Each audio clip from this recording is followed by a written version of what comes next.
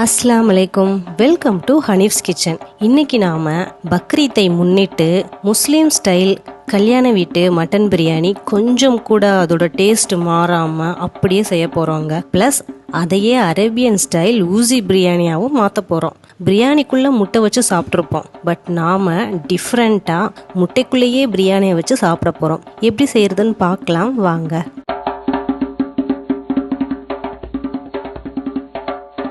இதுக்கு நான் ஃபஸ்ட்டு ஒரு பவுல் எடுத்து 1 கப் மைதா போட்டுக்கிறேங்க. உப்பு தேவையான அளவு சேர்த்துக்கலாம். 1 டீஸ்பூன் ஆயில் ஊற்றி நல்லா மிக்ஸ் பண்ணிடுங்க. தண்ணி கொஞ்சம் கொஞ்சமாக ஊற்றி சப்பாத்தி மாவு மாதிரி பிசைஞ்சிடலாம். இப்போ நல்லா பிசைஞ்சாச்சுங்க. இதில் 1 டீஸ்பூன் ஆயில் ஊற்றி இதை நல்லா ஊற வச்சிடலாம்.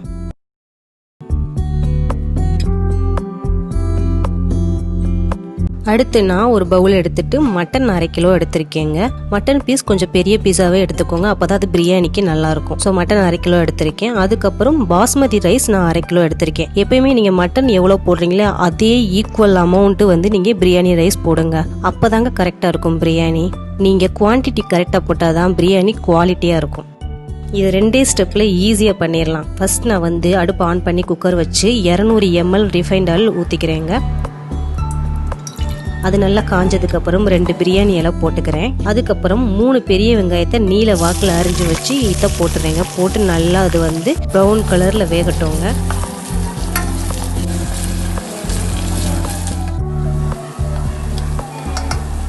அதுக்கப்புறம் நான் 4 தக்காளியை இந்த மாதிரி நீல வாக்கில் நறுக்கி வச்சு அத்தை இதோட சேர்த்து நல்லா மிக்ஸ் பண்ணிடுறேன்.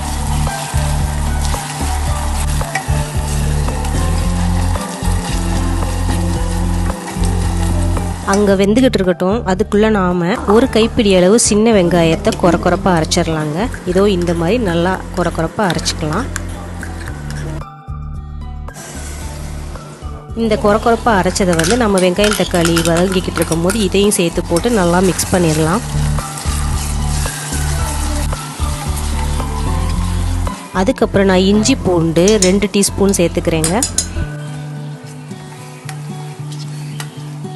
இப்போ எல்லாமே நல்லா மசிஞ்சு நல்லா வெந்துருச்சுங்க. இந்த டைமில் நாம் 1 கைப்பிடி அளவு கொத்தமல்லி தழை போட்டுக்கலாம். அதுக்கப்புறம் 1 கைப்பிடி அளவு புதினாவும் போட்டுக்கலாங்க. 2 பச்சை மிளகா கீரி வச்சு இதோட சேர்த்து நல்லா மிக்ஸ் பண்ணிடலாம்.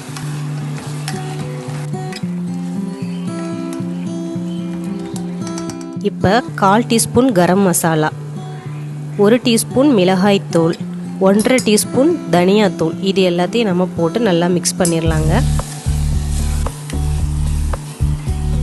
இது 1 டீஸ்பூன் பிரியாணி மசாலா. பிரியாணி மசாலா நீங்கள் 1 டீஸ்பூன் ஏன் போடுறீங்க அப்படின்னா அது இன்னும் உங்களுக்கு கலர் கொடுக்கும், இன்னும் ஒரு ஃப்ளேவர் ஜாஸ்தியாக இருக்கும். அதுக்காக இப்போ எல்லாத்தையும் மிக்ஸ் பண்ணிவிட்டு நாம் எடுத்து வச்ச 1/2 கிலோ மட்டனையும் இதோட சேர்த்துடலாம். தயிர் 2 குழிக்கரண்டி புளிக்காத கெட்டி தயிர் சேர்த்துக்கோங்க. அதுக்கப்புறம் உப்பு இந்த கறிக்கு தேவையான அளவு போட்டு நல்லா மிக்ஸ் பண்ணி வச்சிடலாம். தண்ணி 1/2 டம்ளர் ஊற்றி நல்லா கிளறிடுங்க.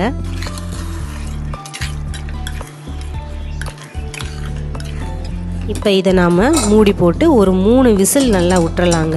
உங்களோட மட்டன் இன்னும் கொஞ்சம் வேகணும் அப்படின்னா நீங்கள் 4-5 விசில் விடுங்க, இல்லை 3 விசில் ஓகேனா ஓகே. எனக்கு 3 விசில் ஓகேங்க. இப்போ இந்த டைமில் நம்ம ரைஸை ஊற வச்சா கரெக்டாக இருக்குங்க. ஸோ ரைஸை ஊற வச்சிடலாம். இப்போ விசில் அடங்கிடுச்சு, நம்ம ஓப்பன் பண்ணி பார்க்கலாம்.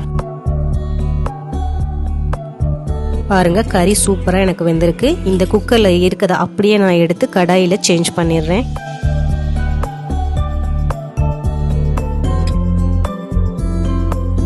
இப்போ நான் அடுப்பை ஆன் பண்ணி கடாயை எடுத்து வைக்கிறேங்க.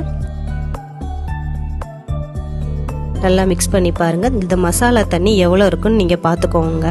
நான் இந்த 2 கப்பில் பாஸ்மதி ரைஸ் எடுத்திருக்கேங்க. ஸோ நான் 1க்கு 1.5 தண்ணி ஊற்றணும். ஸோ 2 கப்புக்கு நான் இந்த 3 கப்பு தண்ணி ஊற்றணுங்க. இந்த மசாலா தண்ணி ஆல்ரெடி 1.5 இருக்கும். ஸோ மீதி 1.5க்கு நான் தண்ணி ஊற்றிக்கிறேங்க. இப்போ இது நல்லா கொதிக்கட்டும். இப்போ இது நல்லாவே கொதிக்குதுங்க.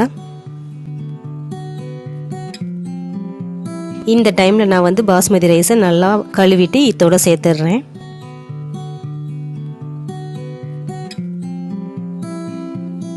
இப்போ இந்த அரிசிக்கு தேவையான அளவு உப்பு போட்டுக்கோங்க. இதை நல்லா மிக்ஸ் பண்ணிடலாம். அதுக்கப்புறம் ஒரு லெமனை ஃபுல்லாக புழிஞ்சு அந்த ஜூஸை இதோட சேர்த்து ஊற்றிடலாம். ஊற்றிட்டு அதுக்கப்புறம் நல்லா ஒரு தடவை மிக்ஸ் பண்ணி மூடி வச்சு ஹை ஃப்ளேமில் ஒரு 10 நிமிஷம் வச்சுருங்க. இப்போ 10 நிமிஷம் ஆச்சுங்க. பார்த்தா ஒரு 50% குக் ஆகிருக்குது. இப்போ நாம் ஒரு பெரட்டிடலாம்.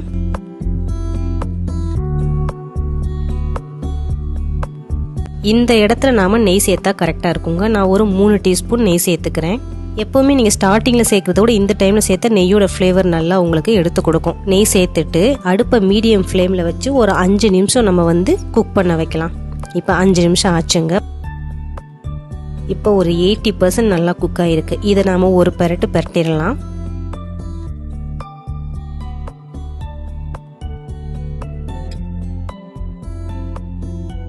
மீடியம் ஃப்ளேம்லேயே வச்சு இன்னும் ஒரு 5 நிமிஷம் நாம் வந்து குக் பண்ணிடலாங்க. இப்போ இந்த டைமில் நான் ஒரு முட்டையை உடைச்சி போட்டுடுறேன் ஒரு சின்ன பவுலில்.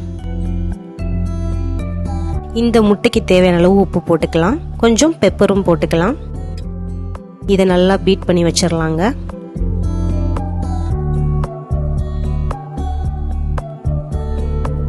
இப்போ 5 நிமிஷம் ஆச்சு. நான் அடுப்பை ஆஃப் பண்ணிவிட்டு பிரியாணியை பார்க்குறேன் எப்படி இருக்குன்ட்டு. பாருங்க, சூப்பராக நம்மளுக்கு கரெக்டாக கல்யாண வீட்டில் நீங்கள் எப்படி எதிர்பார்ப்பீங்களோ அதே மாதிரி அப்படியே அழகாக வந்து மட்டன் பிரியாணி நம்மளுக்கு ரெடி ஆயிடுச்சு. இதோட ஃப்ளேவரும் இதோட கலரும் எல்லாமே பக்கா அப்படியே வந்து கல்யாண வீட்டு மட்டன் பிரியாணி மாதிரியே இருக்குதுங்க. பார்க்குறதுக்கு சூப்பராக குக் ஆகிருக்கு. இப்போ முந்திரி பருப்பு உங்களுக்கு தேவையான அளவு எடுத்து நீங்கள் எண்ணெயில் பொரிச்சு இதோட சேர்த்துக்கோங்க. சூப்பராக நம்மளுக்கு கல்யாண வீட்டு மட்டன் பிரியாணி ரெடி ஆகிடுச்சுங்க. நான் சொன்ன மாதிரி இதே மாதிரி நீங்கள் ஃபாலோ பண்ணி இதே மாதிரி எல்லாமே குவான்டிட்டி கரெக்டாக போட்டிங்கன்னா உங்களுக்கு சூப்பரான ஒரு குவாலிட்டி பிரியாணி கிடைக்குங்க. இந்த கல்யாண வீட்டு மட்டன் பிரியாணியை நாம் அரேபியன் ஸ்டைல் ஊசி பிரியாணியாக மாற்றிடலாம். ஃபர்ஸ்ட் நான் மைதா மாவை எடுத்து நல்லா உருண்டை போட்டுடுறேங்க.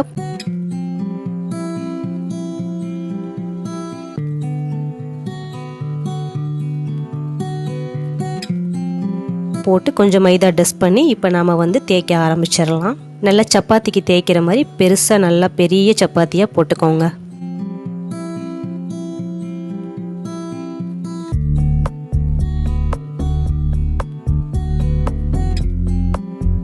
அப்படியே எடுக்க முடிஞ்சா எடுங்க. இல்லாட்டி இந்த மாதிரி 2ஆக மடித்து அதை 4ஆக மடிச்சிங்கன்னா உங்களுக்கு இந்த சப்பாத்தி பீயாமல் அப்படியே வருங்க. இப்போ ஒரு பவுலில் இதை போட்டு நான் ஓப்பன் பண்ணி வச்சிடுறேன். உங்களுக்கு எந்த சைஸில் பவுல் விருப்பமோ அந்த சைஸ் பவுல் எடுத்துக்கலாம். எனக்கு இந்த பவுல் ஓகேங்க. நாம் தேய்ச்ச சப்பாத்தி மாவை ஃபுல்லாக வந்து உள்ளே அப்ளை பண்ணி அமுக்கி வச்சிடலாம். இதோட கல்யாண வீட்டு மட்டன் பிரியாணி நான் சேர்த்துக்கிறேன்.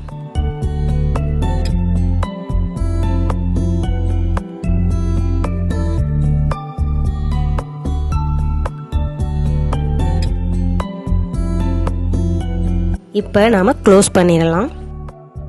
இந்த மாதிரி கொஞ்சம் மடிச்சு அதை வந்து இந்த பீட் பண்ணி வச்ச எக்கு வந்து வச்சு வாஷ் பண்ணிருங்க. இது ஏன்னா வந்து அந்த மைதா வந்து ஓப்பன் ஆகாம பிரியாணி வெளியே வராம நல்லா இருக்குங்க. அதனால நாம வந்து இந்த எக் வாஷ் பண்ணிக்கலாம்.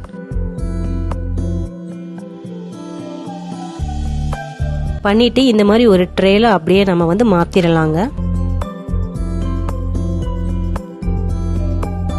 இப்போ இது மேலே நான் நல்லாவே வந்து எக் வாஷ் பண்ணிடுறேன். இப்போ நான் அடுப்பை ஆன் பண்ணி ஒரு நல்ல அடி கனமான பாத்திரத்தை வச்சுக்கோங்க. அதில் உப்புத்தூள் வந்து போட்டுருங்க. போட்டு ஒரு ஸ்டாண்ட் வச்சு நாம் இந்த ட்ரேயை உள்ளே வச்சிடலாம். இது ஒரு 15லேருந்து 20 நிமிஷம் நல்லாவே பேக் ஆகட்டுங்க.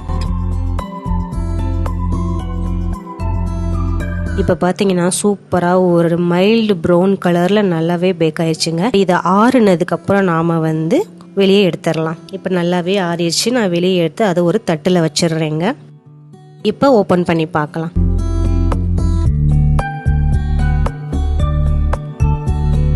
வெளியே வந்து இந்த எக் நான் வந்து ஆறி இருக்கு, பட் உள்ள பிரியாணி வந்து சூப்பரா கொதிக்க கொதிக்க அப்படியே எவ்வளவு சூடா அந்த பிரியாணி வெளியே வருது பாத்தீங்களா. இதுதான் அரேபியன் ஸ்டைல் ஊசி பிரியாணிங்க. இந்த மட்டனுமே சூப்பரா குக் ஆயிருக்குது, இந்த ரைஸும் அவ்வளவு அட்டகாசமா இருக்கு. இந்த எக் நானை வந்து நீங்க சைட்ல கடிச்சிட்டு சாப்பிடலாம், இல்லாட்டி இந்த பிரியாணியோட வச்சு சாப்பிடலாம். இதோட டேஸ்டே ஒரு சூப்பரான ஒரு டேஸ்ட்ல இருக்குங்க. நீங்க வெஜ் சாப்பாடு சாப்பிடும் போது அப்பளத்தை நம்ம சைட்ல வச்சு கடிச்சு சாப்பிடுவோம், அதே மாதிரி இந்த ஊசி மட்டன் பிரியாணில நீங்க இந்த மாதிரி எக் நானை வச்சு சாப்பிடும் போது இன்னுமே இதோட ஃபீல் தனி டேஸ்ட்ல சூப்பரா இருக்குங்க. ஸோ நீங்க கண்டிப்பா இதை செஞ்சு பாருங்க. செஞ்சு பார்த்து எப்படி இருந்துச்சுன்னா கமெண்ட் பாக்ஸ்ல நமக்கு டிராப் பண்ணுங்க. அப்படி நம்ம சேனலை சப்ஸ்கிரைப் பண்ணிருங்க, பக்கத்துல இருக்க பெல் ஐக்கானையும் பிரஸ் பண்ணிருங்க. அதோட நம்ம எல்லா வீடியோஸ் பார்த்து என்ஜாய் பண்ணுங்க.